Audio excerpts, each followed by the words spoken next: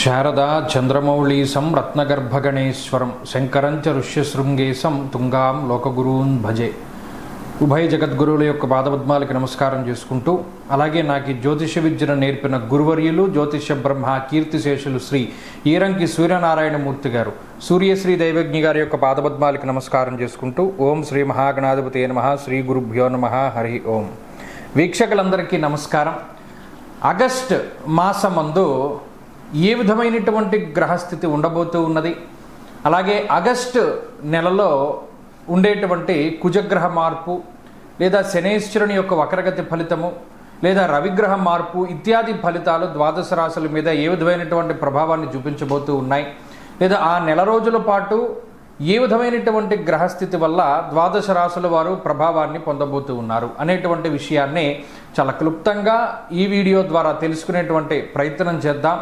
ముఖ్యంగా ఈ శాస్త్ర సంబంధమైనటువంటి విషయాన్ని అతి పురాణ గ్రంథమైనటువంటి గోచార దర్శిని వంటి ఉత్కృష్టమైనటువంటి గ్రంథం ఆధారంగా పూర్తి శాస్త్ర ప్రమాణాలతోటి ఈ విషయాలన్నింటినీ కూడా చెప్పడం జరుగుతూ ఉన్నది.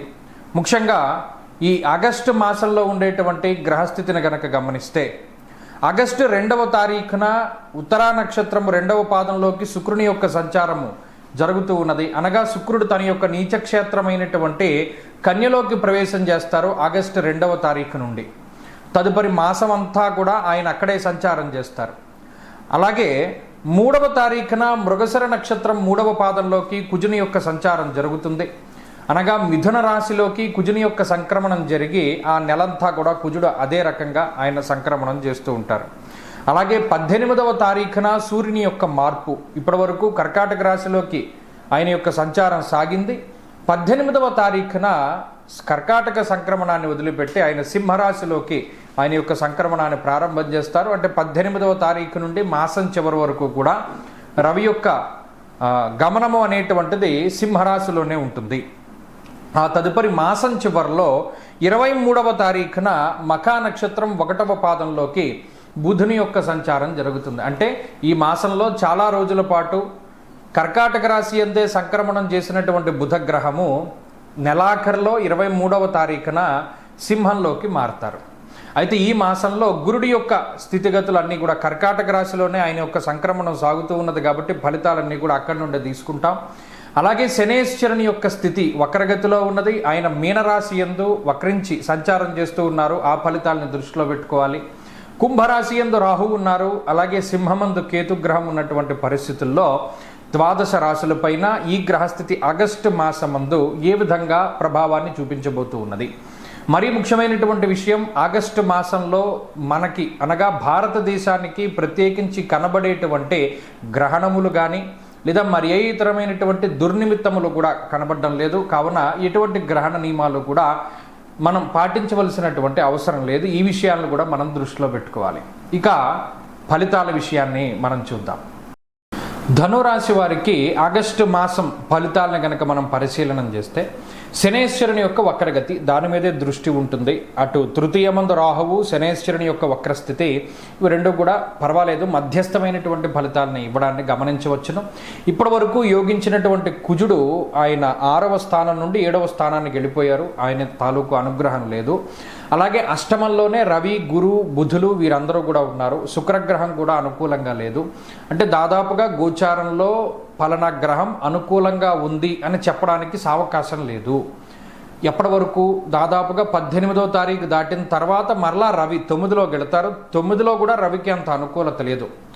ఏమంటే ఈ అన్ని ప్రతికూలంగా ఉన్నాయని చెప్తున్నారు ఏంటంటే, మిగతా వాళ్ళు ఏమో అలా ఉన్నాయి ఇలా ఉన్నాయని చెప్తూ ఉన్నారని ఇక్కడ ప్రమాణపూర్వకంగా మనం తీసుకోవాలి. సప్రమాణంగా మనం గోచారాన్ని చూసినప్పుడు అర్ధాష్టమ శని వక్రించడం వల్ల అదేం పెద్ద ప్రయోజనం ఏమీ కలగదు. ఎందుకంటే తినబోతూ రుచి ఎందుకు అన్నట్టు ఇది మీకు తెలుస్తుంది. కాకపోతే ఉన్నది నేను చెప్పేస్తున్నాను సంక్షిప్తంగా. రాహు వల్ల ఉపయోగం లేదు. కుజుడు యోగించే గ్రహం కాస్త 6లో ఉన్నాయని సప్తమంలోకి వెళ్ళిపోవడం వల్ల ఇప్పటి వరకు ఉన్న మానసిక బలమో లేకపోతే ఇప్పటి వరకు ఉన్న ధైర్యమో అది కూడా కొంత తగ్గిపోతూ ఉంటుంది. దేనివల్ల అనేది తెలియదు. పోనీ ఫలానావాడు మనల్ని భయపెడుతున్నాడా అంటే కాదు, ఉత్తినే తగ్గిపోతుంది. ఎక్కడికైనా వెళ్ళడానికి భయపడతారు, 10 మందిలో మాట్లాడడానికి భయపడతారు, లేదా ఏదైనా ఒక ఒపీనియన్ చెప్పడానికి భయపడతారు. దానికి కారణం అన్నది ఏది ఉండదు. కమ్యూనికేషన్ వ్యవస్థ మీద అది ప్రభావాన్ని చూపెడుతుంది. ఎవరితో మాట్లాడడానికి పెద్ద ఇష్టపడరు. అలాగే అష్టమంలో రవి, గురు, బుధ గ్రహాలు ఇత్యాది గ్రహాలు ఉన్నప్పుడు చోరాగ్ని నృపభీతిశ్చ అంటే గాత్ర గాంభీర్య నాశనం, ఆయన కూడా మాట్లాడేటువంటి శక్తిని తగ్గించేస్తూ ఉన్నాడు. అలాగే దుర్దోష శత్రు సంవాదో గమనం వ్యధ, ప్రయాణాలు చేయడం వల్ల అలసిపోవడం, అనవసరమైన ఖర్చులు పెట్టడం, అరే మనం ఇది అనవసరంగా చేశామనేటువంటి భావన మనకి ఏదైనా పని చేసేసిన తర్వాత కలుగుతూ ఉండడం ఇత్యాది విషయాల ద్వారా ఈ మాసంలో అంత బలం లేదు అనేటువంటి విషయాన్ని సరే యథావత మీరు చూచాయిగా మనం గుర్తుపెట్టుకోవాల్సింది ఏంటి అంటే మాసంలో బలం లేదు. మరి ఏం చేయమంటారండి, మా ధనురాశి వాళ్ళ మీద గ్రహాలు పగబడుతున్నాయి కదా అని అంటే, ఒక్కొక్కసారి కాలం కొంత వ్యతిరేకంగా ఉన్నప్పుడు అరటిపండు తిన్నా పన్ను ఇరిగిపోతుంది, దానికి ఏం రీజన్ ఉండదు. ఇది గతంలో కూడా మనం చెప్పుకున్నాం. అలాంటప్పుడు ఏం చేయాలి అంటే కొంత లౌకికంగానే ముందుకు వెళుతూ ఉండాలి. గ్రహస్థితిని నమ్ముకోకుండా మీరు చేయవలసినటువంటి పనులని ఇంకొకరి ద్వారా ముందుకు తీసుకెళ్తూ ఉండడం. మీ కుటుంబ సభ్యుల్లో ఎవరో ఒకళ్ళది బాగుంటుంది, అందరివి ధనురాశులు అయితే ఉండవు కదా, ఇంకొకళ్ళది బాగున్నటువంటి వారితోటి వ్యవహారాలని ముందుకు నడుపుకుంటూ వెళ్ళడం, ఇంకొకళ్ళ గ్రహస్థితి బాగున్నటువంటి వారితోటి ఎక్కువగా తిరుగుతూ ఉండడం, మీది వాళ్ళకి అంటుకోకపోయినా వాడిది మీకు అంటుకుంటుంది. కాబట్టి ఈ విషయాలను అలాగే మన గ్రహస్థితి తాలూకు వ్యతిరేకతల్ని మనం ఎలా తగ్గించుకోవాలి అంటే పరమేశ్వరుడు మాత్రమే తగ్గించగలడం. పరమేశ్వరుడు అంటే శివుడు అని కాదు, విష్ణుమూర్తి అని కాదు, పరమాత్మ. అది మీరు ఏ రూపంలో ఆరాధన చేసినా ఆయన పలుకుతాడు. కాబట్టి శివారాధన చేసేవాళ్ళు శివారాధన చేయవచ్చు, విష్ణు ఆరాధన చేసేవాళ్ళు విష్ణు ఆరాధన చేయవచ్చు, అమ్మవారి ఆరాధన, గణపతి ఆరాధన, సుబ్రహ్మణ్య ఆరాధన ఏదైనా చేయవచ్చు. ఏదో ఒకటి చేయండి. అన్నీ కలిపి కలగాపులగం చేసేస్తే ఒకడేమో సోమవారం ఒక దేవుణ్ణి, మంగళవారం ఒక దేవుణ్ణి, బుధవారం చేయొచ్చు, దానివల్ల తప్పులేదు. కానీ దేన్ని పట్టుకుంటున్నాం అనేటువంటి దాని మీద ప్రాముఖ్యత. మీ గ్రహస్థితికి సరైనటువంటి దైవం ఎవరు అంటే చక్కగా లక్ష్మీ నరసింహస్వామి వారి యొక్క ఆరాధన చాలా మంచిది. ఎందుకంటే మనం విష్ణు ద్వాదశనామ స్తోత్రం అని ఒక స్తోత్రం ఉంటుంది, చక్కగా అది చదువుకోండి ప్రతిరోజు. అప్పుడు ఎక్కడెక్కడ ఏ రకంగా పరమాత్మని ధ్యానించాలో అందులోనే చెప్పేస్తారు. విష్ణు ద్వాదశనామ స్తోత్రము అది చదవండి. ధనురాశి వారికి ఈ మాసంలో ఆ గ్రహస్థితి నుండి బయటపడడానికి అది చాలా గొప్పగా ఉపయోగపడుతుంది.